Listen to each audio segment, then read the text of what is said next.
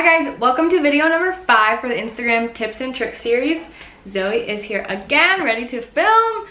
I think this is probably my favorite topic to talk about just because I do really like photography, and my favorite thing about having the teacher Instagram is being able to take cool pictures of the kids, taking cool pictures of my TBT products, and I just like being creative and using my camera.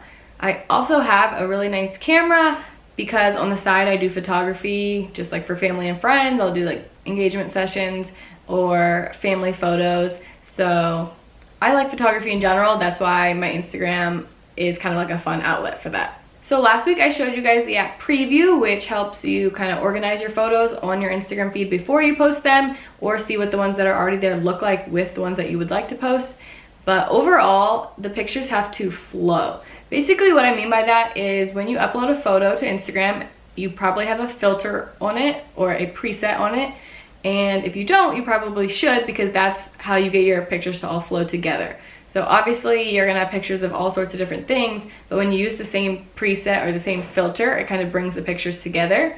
So what I'm gonna do is I'm gonna show you some of my friends' Instagram feeds that all use the same filter so that their page kind of flows, and they're all very unique. Mine is kind of a little bit more subtle than some of these filters, but I do have people who message me and ask me what presets I use or how I edit my photos because they all look similar and they all kind of flow together. The biggest thing is I love the color blue, and a lot of pictures from my classroom have the color blue in it. So the filter that I use kind of changes the blue to more of a tealish turquoise. So you can tell that in some of my photos, and that's how I think they all flow together, because whenever there's a color blue, it stands out more. Okay, so this is my friend Chelsea from Teaching in Pearls, and as you scroll through her feed, you can see that she uses the same preset on all of her pictures. So what I notice stands out the most is like the orangish red color kind of is more like dark, I guess you would say. I don't know, but that's the color that pops out the most in her feed. But overall, it's like a very consistent feed. All her pictures have the same like tint to it, and it all flows together really nicely. Okay, the next one is Morgan from the Beach Classroom. When I think of her feed, I think of more like a vintagey farmhouse kind of vibe. So as you scroll through, you can, again, you see that they all kind of flow together nicely because they have the same preset or the same filter on them. Okay, the last one I'm going to show you isn't somebody that I've talked to on Instagram, but it's somebody that I follow and I really like. So her name is Holly, and her husband's name is Brad, and they have a page called Our Faux Farmhouse, and it's all like DIY and home stuff. But as you scroll through her page, you can see that the filter or the preset that she uses is more bright and like kind of like an airy, open, white vibe. But it's because a lot of the pictures are of her house, and a lot of the colors in her house all go together very well. But again, you can see that it all flows so nicely. So the app that I use to put these presets on my pictures is called Lightroom, and it is free on your phone. So the mobile version, you can download it for free. But also, since I do a little bit of photography on the side just for fun, I have the paid version on my desktop. But the nice part about it is you can like sync it with your phone. So when I upload pictures to my computer, it like automatically goes to the Lightroom app on my phone. So it kind of goes back and forth. But I think the online version is like $99 a year, so it's not too bad. But if you're not going to use it for more than just like editing your pictures for Instagram, you should definitely just download the free mobile version. So when I first started my Instagram and I wanted to buy a preset, I followed a few people on Instagram who had their own presets that they came out with. So I bought some from someone I followed. I don't really remember her name. I'm assuming it's Mary Keen, because that's what the presets are called. But that's what I still use to this day, just because I've always used it and I like it. But you can buy presets from almost anyone on Instagram who has a nice, beautiful page. They usually sell their presets. But if you're not quite sure what you like, then I suggest you get this app. It's called Presets for Lightroom FLTR, like filter. And this is what it looks like. It's just that little black square with the blue circle in it. But basically what you do is you download the app, and I think it costs $15 a year. But if you just want it for 1 year, then you can find the filter you like and just keep that one filter.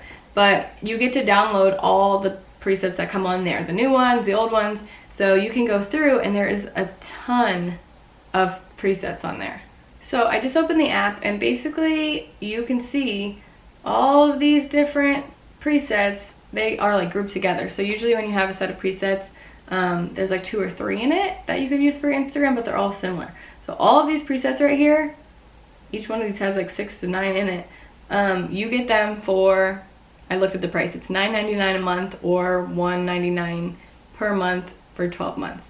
So obviously it's better just to pay the $9.99 and get it for a whole year, but you can download all of these presets. So what you do is you click on one of these, and then if you like this one, you press open, and then it tells you how to do it. But basically you just press copy to Lightroom.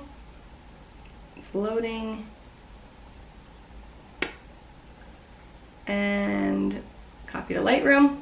And then when it opens, you press up in the top right corner the little 3 dots, and then you press create preset, and you can name it whatever you want, but I like to name it exactly what it is on the app so that I don't forget. So on the app it's called Florida 1, so I would type in Florida 1 and then just hit the check mark, and then that way when I go to any other picture I can scroll over to the right, click on presets, and then I can find where I saved Florida 1. It's taking forever.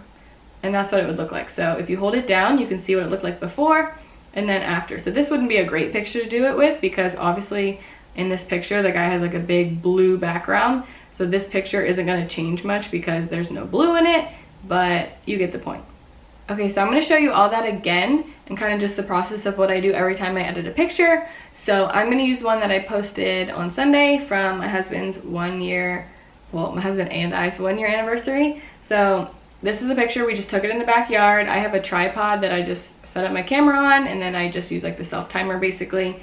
But this is what the picture looks like beforehand, and this is it in Lightroom. So down here at the bottom, you scroll over to the right, I click on presets, and I have way too many presets. I don't even use half of them. I need to go through and delete a bunch, but basically what I would do is I would just kind of click through the groups and see what I like. So that one's super dark. That one's super light, kind of in the middle. I think this was the one that I settled on for this picture. But basically, every time I upload it, I always have to end up changing the light or the exposure. So then I go over to light and I make it a little bit brighter. Obviously, if you make it too bright, it's not very good. And if you make it too dark, it's not very good. But somewhere in the middle, I like when they're pretty bright. So I might do that. And then sometimes with effects, I change this a little bit to make it darker, or the clarity, you can mess with that. Obviously that's what it looks like. I don't like when it looks like that at all. I like when it's more clear. But those are pretty much the only things that I change down here until I'm ready to crop the picture and save it. So once I have the picture the way I like it, then I press crop, and over here on the left I always do the 4:5 because Instagram makes you crop it that way anyways. You can't post a 4:6 on Instagram. So I click 4:5, and then I kind of put it where I want it, and I click the check mark, and then up here in the top there's a little box with an arrow that goes straight up, so you click that, you click share to, and then I press save image. Boom. And it will just save it straight to your phone. So like I said, I try and use the same 3 filters on every single picture. Obviously right here at the top is the picture I just edited, and the only reason that it doesn't look like the rest is because it's not in my classroom, it doesn't have any blue in it, and I used a different preset, but I just really liked it, so I posted it. But if you scroll through the rest of my page, you can see that anytime there's a picture with blue in it, it turns it kind of into like that turquoisey, lighter blue than it actually is in real life. But I think the blue is kind of what ties my Instagram page together. It's my favorite color, and there's a ton of it in my classroom, so it kind of flows. But all my pictures are kind of bright, and they all use the same filter. All the way back at the end, I can try and scroll back far enough to show you where I didn't use the same filter, but you can definitely tell because I was using a bunch of different random ones. Oh, here's a good example. So this is when I used a different filter, and you can tell because the reds are more like a burnt orange, but from this little square right here, it all looks the same, except for the bottom right corner where there's red in that one. But these middle ones right here all use the same filter, but then I decided I didn't like that one because it didn't do my blue very well. So I changed, and that's when I went back to the light blue. But yeah. So this is what my Instagram page looked like originally, back when I didn't really use filters. It's kind of dark, and the blue definitely doesn't pop as much, but also I didn't have as much blue in my first classroom, so maybe you can't really tell. but it definitely does not look like it does now. So using those presets can be a really easy way to make your page stand out, or to make people realize when they see a picture that, oh, this might be from Miss Curtis' classroom, or whatever your Instagram name is. But I think that once you kind of get the flow of things, it's super easy and it doesn't take much time to edit them and then throw them up there real quick. This was kind of a short video and I'm not sure it had too much great information in it, but making sure that you use the same presets on all your Instagram pictures really does change the way your Instagram page looks, and it makes it flow more, and it will definitely keep people on your page longer if they see like a pretty feed and it all goes together. They're gonna keep scrolling to see what else you have on your page. Next week I'm gonna talk about Instagram stories, how often you should post them, what you should be posting, how to use the little like countdowns or the polls and all that kind of stuff. So stay tuned for that, and make sure you subscribe to my channel if you haven't already, and follow me on Instagram at Miss Curtis' Classroom so that you can see whenever I post things. Hi Zoe girl, you did so good today. You didn't even interrupt me at all. Do you want to say goodbye? Bye! Say bye. Oh, good boy, Van Lee.